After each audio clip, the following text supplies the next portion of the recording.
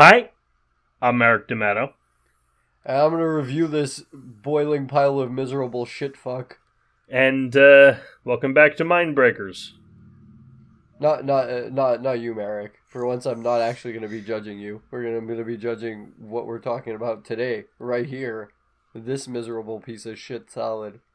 Puts this all in a different light. I didn't know you were judging me all these other episodes.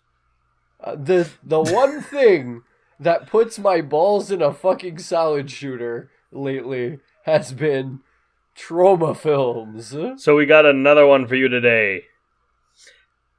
Class This one really fucking puts my balls in a vice. of Nukem High, Part Trace. 3. The Good, the Bad, and the Subhumanoid. So far, The Good, the Bad, and the Subhumanoid retards that made this movie. for me, the good for the trauma films we've seen are Toxic Avenger and the First Class of Nukem High. Maybe Yes. Toxic Avenger 2, maybe. The bad is the Last Class of It Nukem. wasn't that bad, honestly. The Last Class of Nukem Toxic High, 2 was good.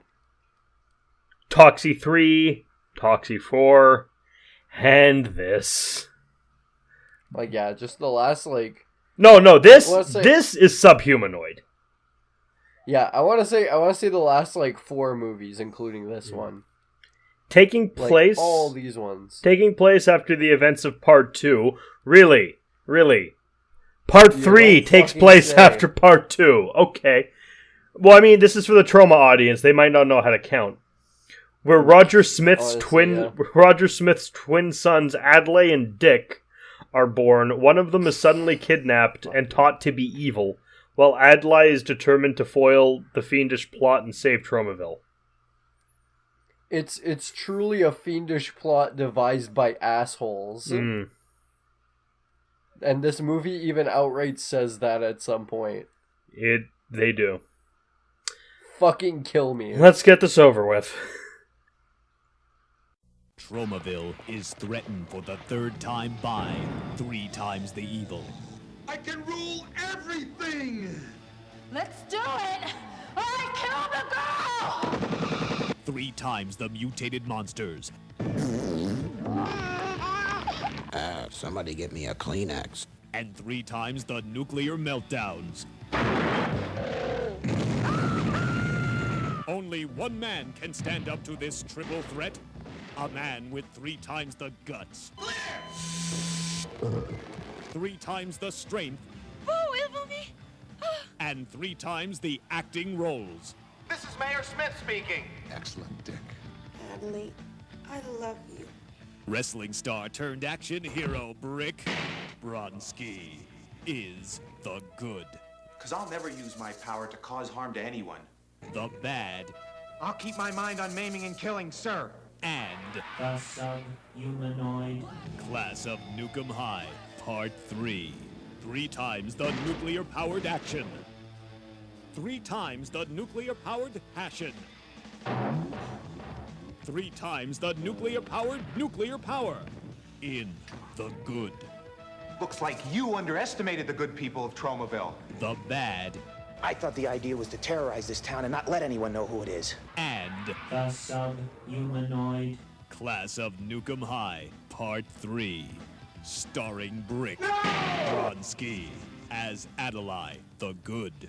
You'll never get me to do it. Ooh, except that way. Co-starring Brick Bronski as Dick the Bad.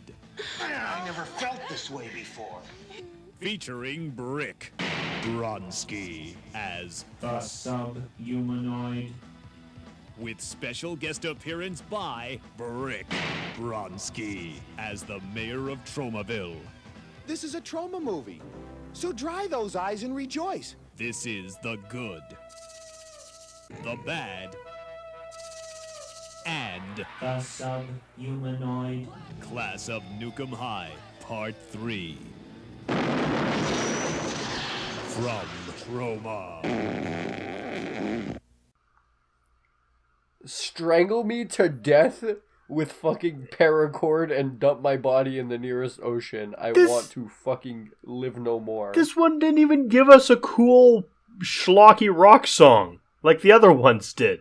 This gave us I'm nothing. kind of glad because the last one with the Subhumanoid song, I wanted to fucking shoot myself with the biggest shotgun that I could find. Like, none of the songs that these movies have done have been as good as either Bud the Chud's theme song from Chud 2 or Killer Clow Wow Wow Wow or even from Killer Outer Clown. Space. That was a legit good song, though. Yeah, nothing's gonna be that caliber in any of these trauma films because they don't have any more talent anymore. The horse has been dead for years. The Toxic, and they're still slapping the riding crop over its ass. The Toxic Avenger theme from the first movie, the Toxic Avenger. That was pretty good. That was peak. But that was back when they were good.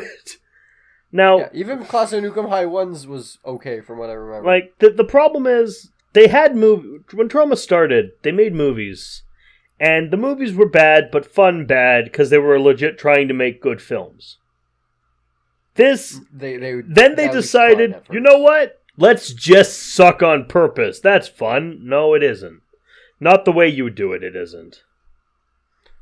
Honestly, there's good reason they're not making these fucking movies anymore. It's funny, because they are. No, but there's good reason they haven't been making these movies as frequently as they did, at least. True. Like, there's so many fucking reasons. And honestly, it's like, yeah, sure. Whenever now and again, try to stay relevant, now, I guess. Try to get back to the glory days. Now, James Rolfe, you are an internet legend, and you're revolutionary with the stuff you do. But please stop fucking encouraging Lloyd Kaufman. It's a good little... Honestly, it's a good little relationship they have, I think. It's fine. They kind of suit each other. But it's like... The old poo poo pee pee days are done, okay, and we actually have like more like refined nerd. Like half the quote unquote comedy in this film is just burp and fart sound effects. Yep.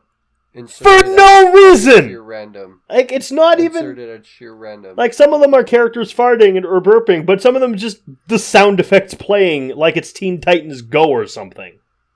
This is the Not even Teen Titans Go, man. Like, not even that was just, like, inserted as randomly as this.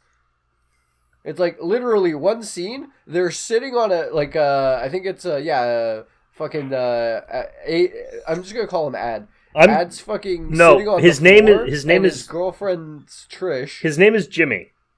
Adelaide, whatever. Jimmy and Bimmy. Adelaide is Jimmy, Dick is Bimmy. Yeah.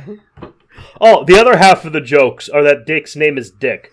That's the other half of the joke. That's the other fucking extent of their comedy.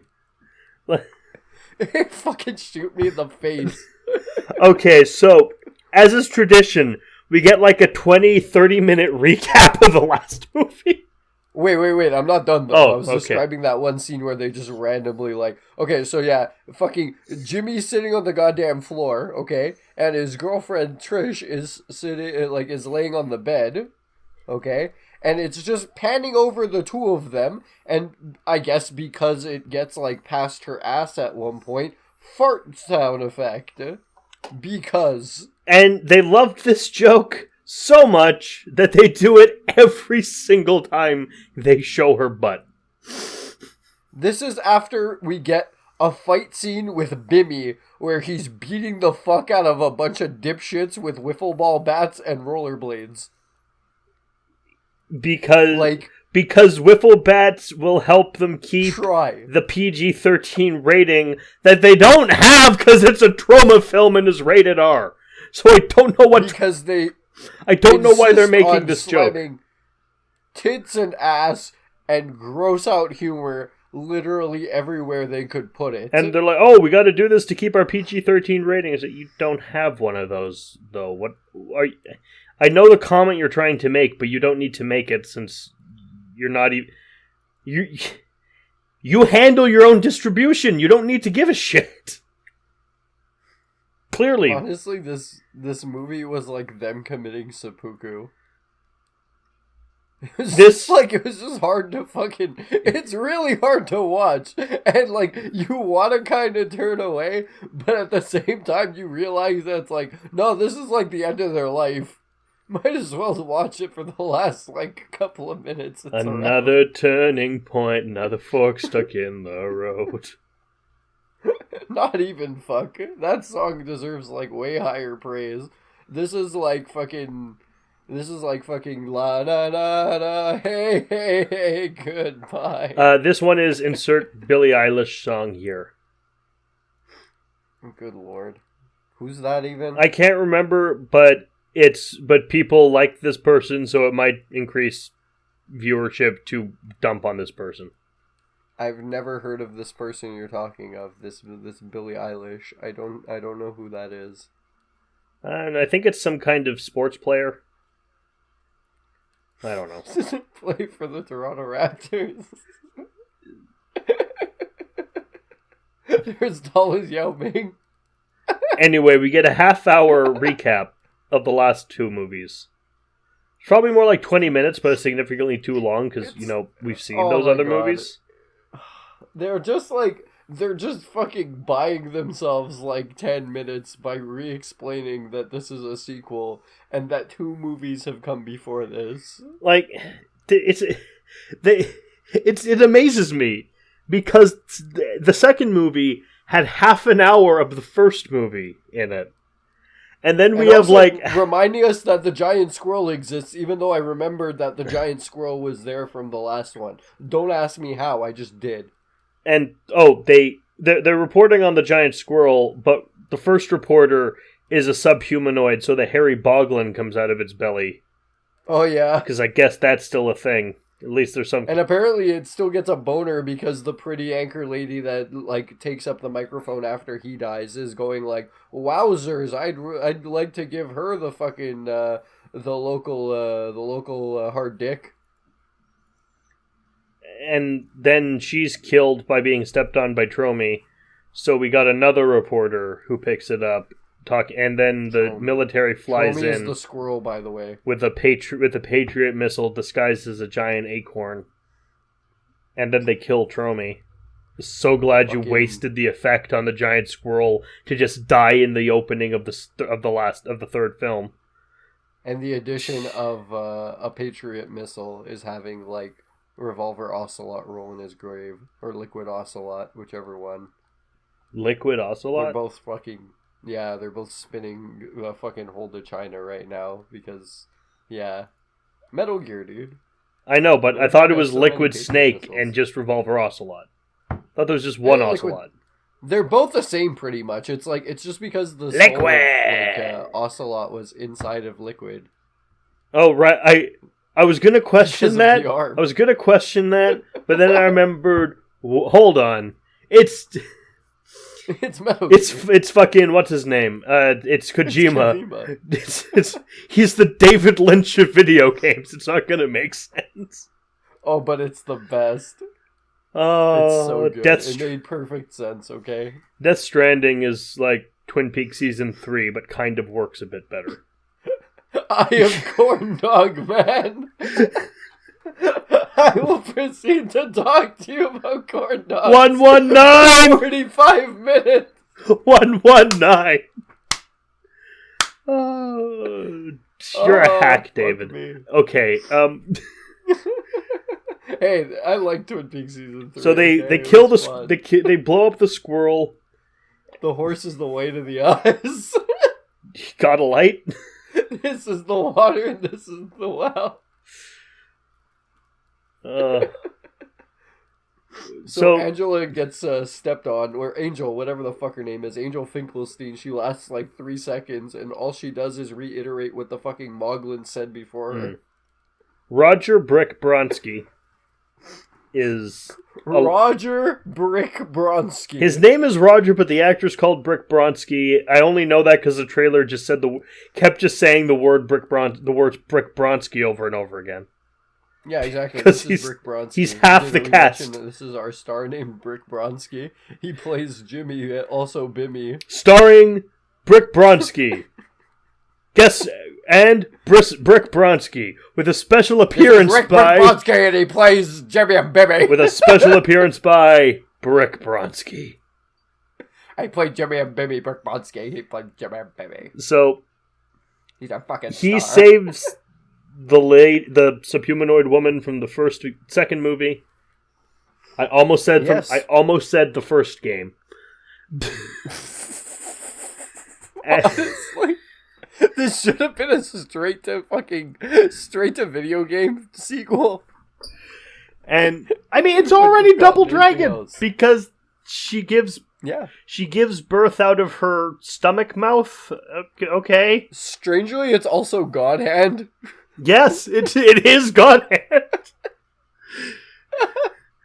I felt like shit for film, like just seeing that. It's a lot of things, honestly. They took Double Dragon, they took God Hand, and they took what was the other one? Okay, I had this one. I'm sorry. Last Dragon. I gotta say, this movie deserves a fucking ballbuster.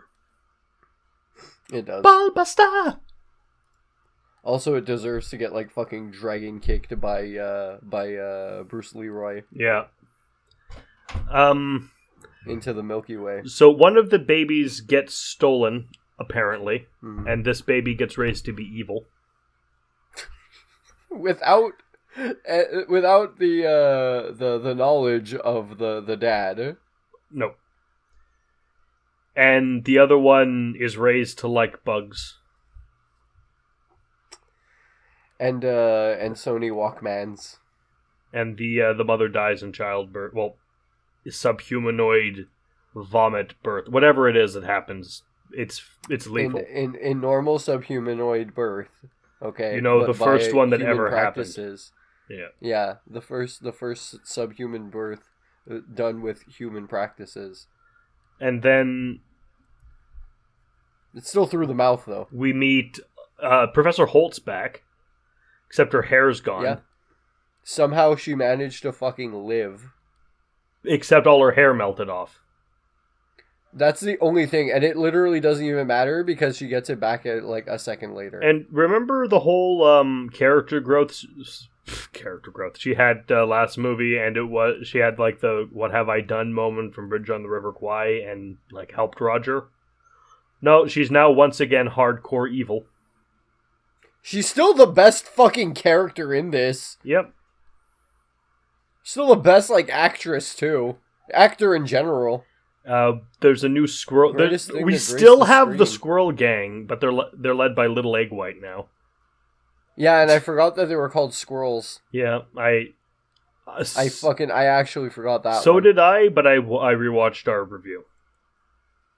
I didn't care. Fair. I was just like, I heard them get called squirrels one time, because that's the only one time that they actually do bring it back, and I was like, oh yeah, that. And we meet Dr. Slag. Little Egg White's also pretty good. We meet Dr. Slag MD, who's... Yes. He has a no PhD. PhD. Not MD. PhD. You have to remember he has a fucking PhD, Merrick. Don't you ever fucking forget. So he's not a real doctor. Relax, I'm a doctor. Thank you, Garfield. He's the same kind of doctor as Dr. Evil. Well, I was gonna say with his hair and his eye patch and his suit, he's number 2 from Austin Powers. The evil number 2. That's who he is. Yep, he's evil number 2. This movie... Also, did I mention that this came out the same year I was born? You have a lot to answer for. I am disgusted by the fact this is as old as I am. Yes, this film is 1994, by the way. It's fucking... this is a piece of garbage. If I was actually old enough to go see this in theaters, I would have fucking rioted. I don't think this was ever released in theaters. If I ever saw this thing in theaters, I would burn it a la Samson. So, what, you'd hit it with a jawbone? Yeah, exactly. I'd kill it, stab it to death, like, multiple fucking times with a jawbone, and light it on fucking fire like the temples of Babel. Then you'd eat honey out of its head. Yes, exactly, and then I'd eat honey out of its fucking skull, because that's what it fucking deserves. There are Samson movies you're going to have to watch, aren't there? Can't wait. I love Samson. So they grow up the two kids grow up.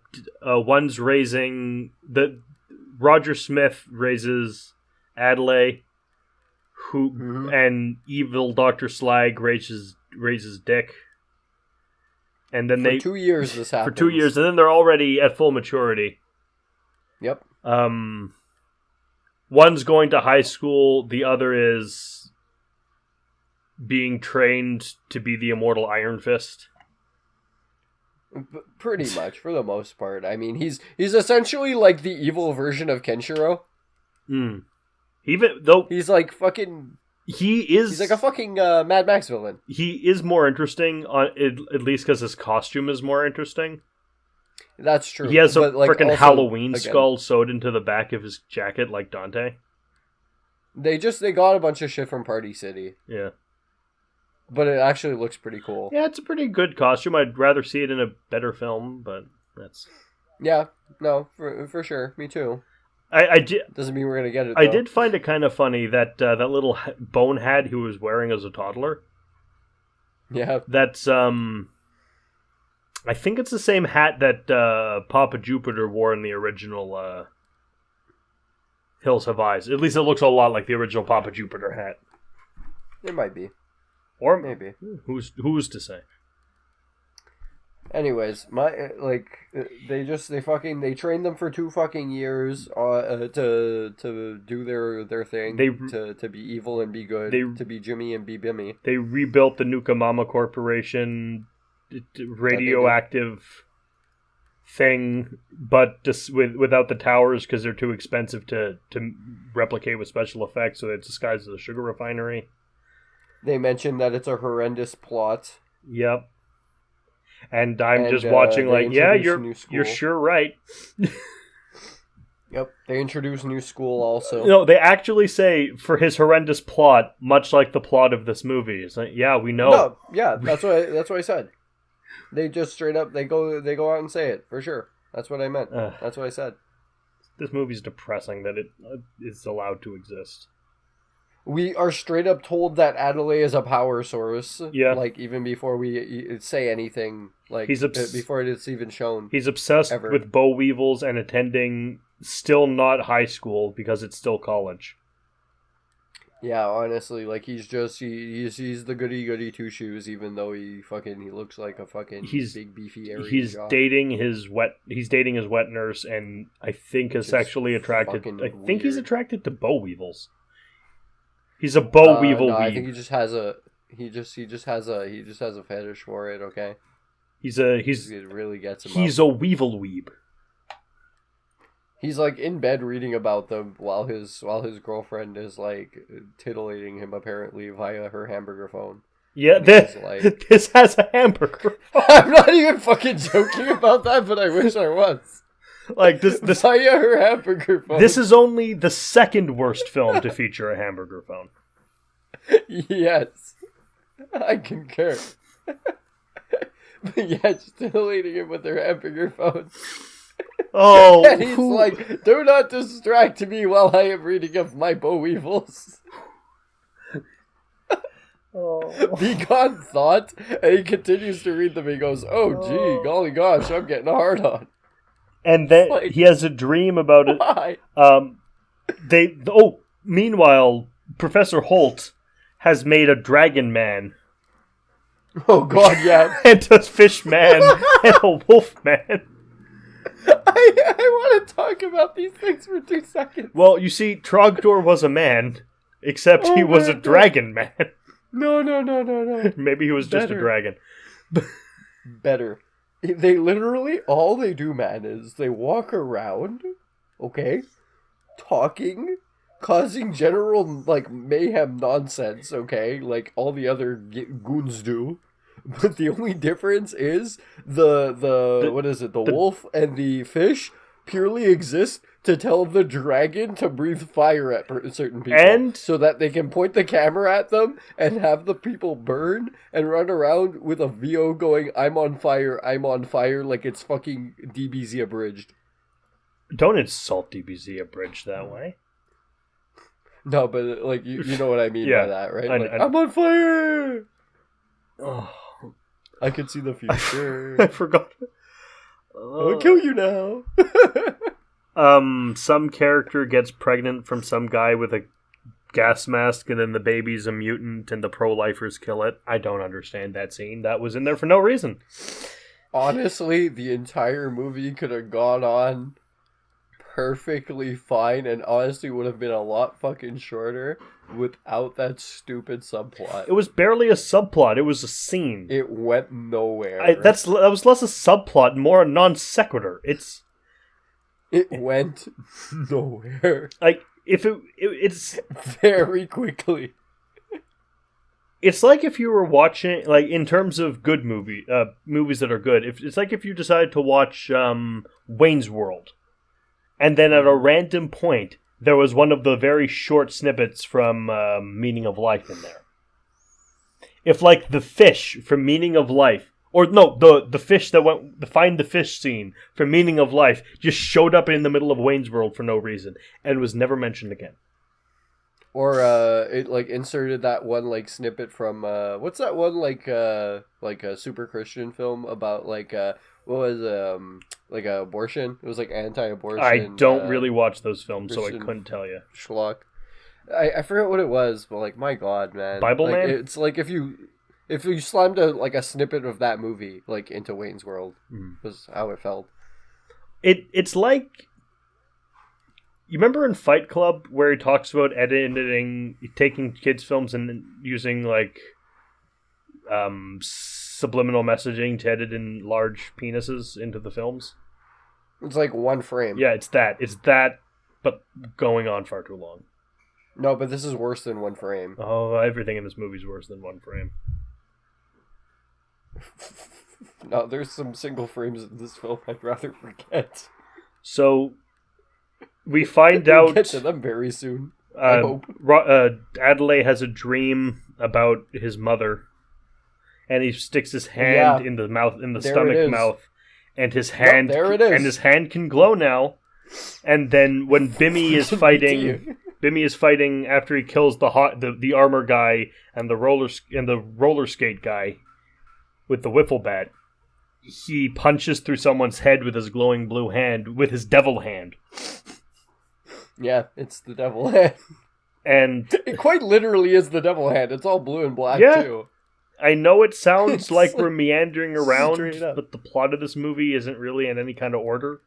Things just... Okay, I do like the fact that they had the Armor Man literally just be called Armor Man. Yes. I do actually like that. There are certain stupid things in this film I actually kind of got a slight chuckle out of. That being one of them, probably the only one for the most part. Mine was that Wolfman and Fishhead Man have no reason to exist. Only Dragon Man who sneezes fire. No, that too. No, they do exist for a reason, and it's to tell the Dragon Man to use his fire breath. And, also to insult Bimmy. Yeah, that too. Call him a whiny little baby. But then again, they kind of know that he's gonna be like all goody two shoes at the end. They kidnap Dr. Slag tricks Jimmy into coming to visit him. Mm-hmm. And then shows him his brother. And then his brother impersonates him and goes on a rampage.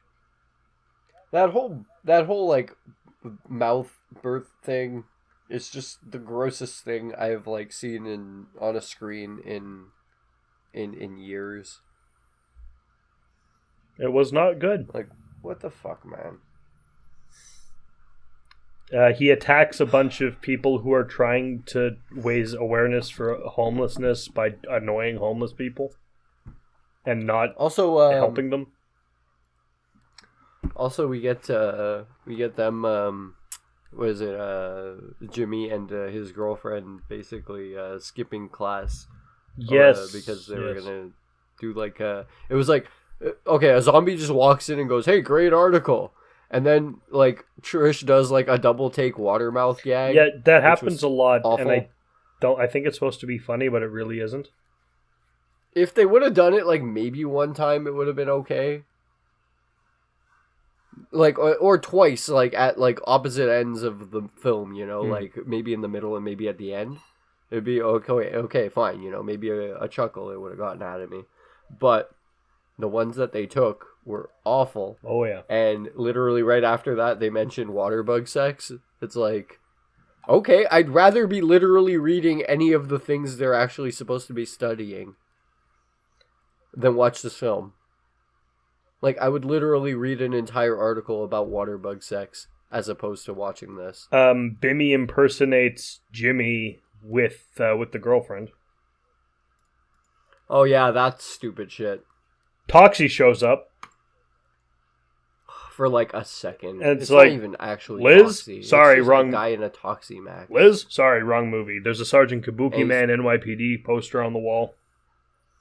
That's the best character in the movie is that poster. It's the best actor. No, Holt is the best character in the film. Okay, second. We'll get to why. Second best is that poster for Sergeant Kabuki Man. That's true. Yeah, he gets second place. And third place after that goes to Super Chunk himself, fucking Little Egg White. Yeah, Little Egg White's pretty cool. He goes, at one point the doctor goes to him, he's like, remind me to lance your eyeballs out later. Yes, sir. And he goes, yes, sir. But he keeps his eyes. I wanted him to come back next scene with his eyes missing. And like, just so he can be like, oh shit, he reminded him to do that to him. Because he's that good of a soldier. He looks like the fat dog, the bounty hunter. He does. I like it. He also looks like Rikishi's son. So You can't tell me he doesn't. I don't know what Rikishi is. The wrestler Rikishi. I don't know who that is. Look him up. No. You know that gif of Booker T getting an ass slammed in his face? No. You've never seen that one? No. Okay, well, look at that gif and the ass that that belongs to the man who's slamming it into Booker T's face is Rikishi. I guess you're right. Sort of. No, I'm very much right. It's his son. Is it actually his son? You're wrong. No, it should be. But it should be, though. So... Made him go up the ladder one rung on the the best character. So they used Jimmy to power a nuclear... Roger, who is just wearing a James Bond suit, is the mayor because he can find Tromaville on a map. Mm-hmm. And they didn't even give him like a fake mustache or anything to differentiate him. I would have just given him a bad prosthetic mustache. Mm-hmm. Just something. He's like, oh, I make my son the Minister of Power, a Minister of Energy, and use him to power the power plant forever. Yes, also, this is, how many years ago? It was probably like a year ago. What, this movie? No, like this flashback. 2 years ago. Exactly. So, this was on the air, on television, 2 years ago, okay? And the doctor apparently saw this, a bunch of people That wasn't a saw flashback. This. No, it was. Was it? I didn't notice. It was. No, it was. All right. And then it goes, oh yeah, so the doctor was watching this on television while he was rerunning his favorite Toxie Wait, but a film year or ago whatever. he was a teenager. Yeah, but he still ended up getting the key to the city at that point. Yeah, but that was when he was an adult. That wasn't a flashback. There are no flashbacks in this movie. I'm pretty sure it was a flashback. It doesn't. That they were playing off as just a rerun that was on television. Regardless, the doctor looks at this and he goes, "Oh, now I realize that Dick has twin." So he captures him while Bimmy is out doing crimes, and it's like, "Hey, the two of you together, the two of you together can like make things radioactive. So you're gonna make a bunch of stuff radioactive, so I can destroy the world." No, I'm not. That can't be good. I'm not going to do it. Oh, but I think you should do it. Oh, okay then. So, giant water bugs reproduce in the summer. In mid-flight, the female then lays her pale brown eggs, up to 150 eggs, in aquatic vegetation, where a larva will be born. This develops into a nymph shedding its skin 5 times before reaching its adult form, and the beginning of wings appear at the penultimate slot. And so, Jimmy and that's slowing actually. Jimmy and Bimmy team up, fight some more, and melt together, and just like slam their hands together and fuse and have a subhumanoid meltdown, and go into the reactor as a glowing ball. And a baby comes out and says its name is Morton Schmertz. I thought it was Moishi Smith. Moishi Schmidt, a 4th generation. It was Moishi Smith. Exactly. It was a Jewish baby. He's a 4th generation subhumanoid. And then Roger Smith is like, and I'll see you all in Subhumanoid Class of Nukem High Part 4, but no, you won't, because this was a garbage movie for garbage people. They put on the Blendar earrings. This was so bad. Fingers. This was so bad. What do you... Also, Ronnie J is Professor Chernobyl, and he says that the reactor core will explode, but not before there is a discount in the cafe of 50% for all drinks. Well, there's a bright side, I guess. There's always a bright side to nuclear meltdowns, especially when they take place in my fucking brain! Well, I think we would all have been happier if this movie had the subhumanoid meltdown.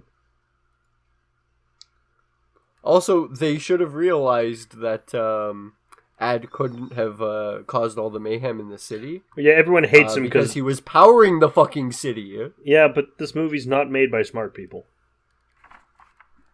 This movie didn't incorporate anyone of any kind of smartness, with the exception of Holt, who has the best line read ever. Yes. When she goes, I'm gonna kill the girl!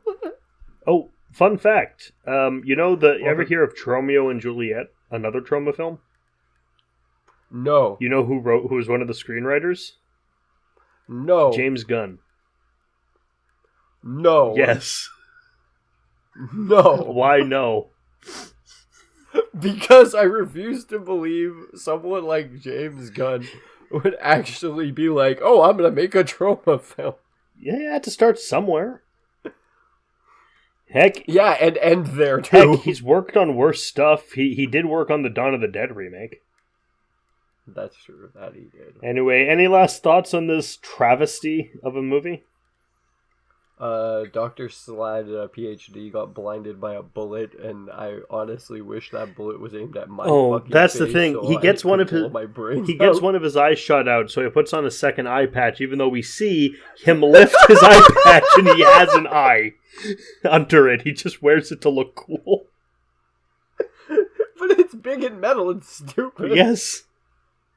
So then he needs to keep it on his face. It looks like it's melted there. He looks like Wolf Hongo from Dynamite Cop. Also he goes, I want you to make big plutonium. And then when they actually do make like a plutonium thing, he goes, my God. And I was just like, wow, they can make things with their god hands. The clones just kind of die, and this movie was terrible. This retardation just gets better and better. Anyway, don't watch this film. Trust us. It's the worst fucking movie I've seen. Zero. Just pure zero. Shit show. Fuck off. I don't think I've ever used this word to describe a film before on this show, but it's incoherent. I understood what was going on in Raggedy Ann and Andy's Musical Adventure. I understood what was going on here. I just didn't like it. Anyway, next week we have someone who's actually good at horror. Sort of. We have a Stephen King film about how laundry can kill you. I like the confidence of that statement. What? Also, Holt and Trish really like each other's hair. Yes. Because they probably got it done. Because they both have really stupid hair. Holt still held her at gunpoint, though. Yes, she did. Anyway, see you next week. You better show up for the next review, or I'll kill the girl! Bye. Go ahead, Dr. Jones. I find another.